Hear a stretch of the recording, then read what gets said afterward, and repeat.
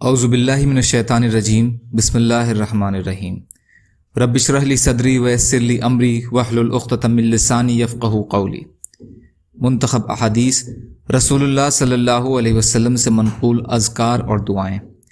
حضرت جابر رضی اللہ تعالی عنہ سے روایت ہے کہ رسول اللہ صلی اللہ علیہ وسلم نے ارشاد فرمایا، جب تم میں سے کوئی اپنے بستر پر سونے کے لیے آتا ہے تو فوراً ایک فرشتہ اور ایک شیطان اس کے پاس آتے ہیں۔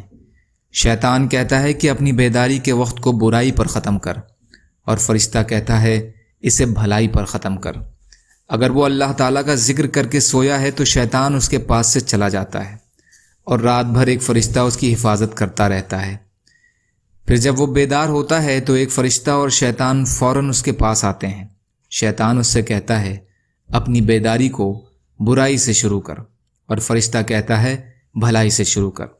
پھر اگر وہ یہ دعا پڑھ لیتا ہے، اس کے بعد اگر وہ کسی جانور سے گر کر مر جائے یا کسی اور وجہ سے اس کی موت واقع ہو جائے تو وہ شہادت کی موت مرا، اور اگر زندہ رہا اور کھڑے ہو کر نماز پڑھی تو اسے اس نماز پر بڑے درجے ملتے ہیں۔ ترجمہ: تمام تعریفیں اللہ تعالیٰ کے لیے ہیں جنہوں نے میری جان مجھ کو واپس لوٹا دی اور مجھے سونے کی حالت میں موت نہیں دی۔ تمام تعریفیں اللہ تعالیٰ کے لیے ہیں جنہوں نے آسمان کو اپنی اجازت کے بغیر زمین پر گرنے سے روکا ہوا ہے۔ یقیناً اللہ تعالیٰ لوگوں پر بڑی شفقت کرنے والے، مہربانی فرمانے والے۔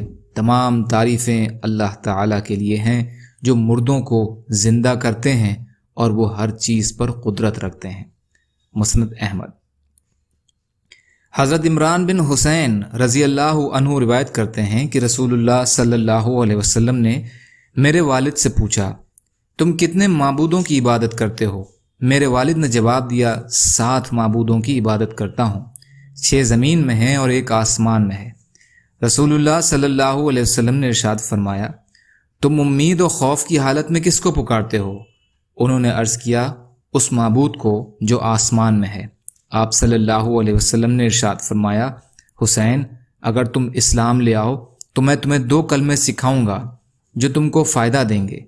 جب حضرت حسین رضی اللہ عنہ مسلمان ہو گئے تو انہوں نے رسول اللہ صلی اللہ علیہ وسلم سے عرض کیا کہ یا رسول اللہ، آپ مجھے وہ 2 کلمے سکھائیے جن کا آپ نے مجھ سے وعدہ کیا تھا۔ آپ صلی اللہ علیہ وسلم نے ارشاد فرمایا، کہو اللہم الہمنی رشدی واعذنی من شر نفسی، اے اللہ میری بھلائی میرے دل میں ڈال دیجئے اور مجھے میرے نفس کے شر سے بچا لیجئے۔ ترمذی۔ یا اللہ ہم سب کو کہنے سننے سے زیادہ عمل کی توفیق عطا فرما۔ یا اللہ مظلوموں کی مدد فرما، ہم سب کو اپنی استطاعت کے بقدر اپنا حق ادا کرنے والا بنا۔ یا اللہ رحم کا، کرم کا، عافیت کا معاملہ فرما۔ جو پریشان حال ہیں ان کی پریشانیوں کو دور کر دیجیے، جو بیمار ہیں انہیں صحت عطا فرمائیے، جو قرض میں ہیں ان کے قرضوں کو ادا کرا دیجیے۔ یا اللہ آپ قادر مطلق ہیں، آپ کے لیے ہر چیز آسان ہے۔ یا اللہ ہمارے لیے بھی آسانیاں پیدا فرمائیے۔ یا اللہ ہر خوف کی چیز سے امن عطا فرما دیجیے۔ یا اللہ ہر خوف کی چیز سے امن عطا فرما دیجیے۔ یا اللہ صبر کرنے والا، شکر کرنے والا اور اچھی طرح عبادت کرنے والا بنا دیجیے۔ یا اللہ آپ جو بھی فیصلہ ہمارے لیے فرمائیے اس کا انجام بہتر فرما دیجیے۔ اللہم اغفر لی وارحمنی، سبحان ربک رب العزت عما یصفون وسلام علی المرسلین والحمد للہ رب العالمین برحمتک یا ارحم الراحمین، لا الہ الا اللہ محمد رسول اللہ۔ السلام علیکم۔